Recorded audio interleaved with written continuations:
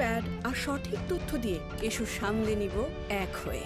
Mona Lisa sanitary napkin Amtali বাজার থেকে একটা লোকের কাছ থেকে উদ্ধার করে এনে আমরা তাকে কিছুদিন রেখে তার খাবারের হ্যাবিটেট চেঞ্জ করে আবার তাকে আমাদের সংরক্ষিত বনাঞ্চলে 2 কিলোমিটার ভিতরে এসে জঙ্গলের মধ্যে গহীন জঙ্গলে আমরা তাকে অবমুক্ত করি এবং বানরটি সুস্থ আছে, ভালো আছে।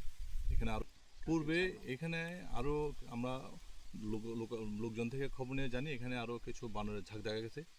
তো এই জন্য আমরা তাকে জঙ্গলের ভিতরে এনে এই ঝাঁকের আশেপাশে ছাড়া হয়েছে এবং সে আস্তে আস্তে তাদের সাথে মিশে সে সার্ভাইভ করতে পারবে এবং মোটামুটি সেই জায়গাটায় মানে আস্তে আস্তে ভালো থাকতে পারবে।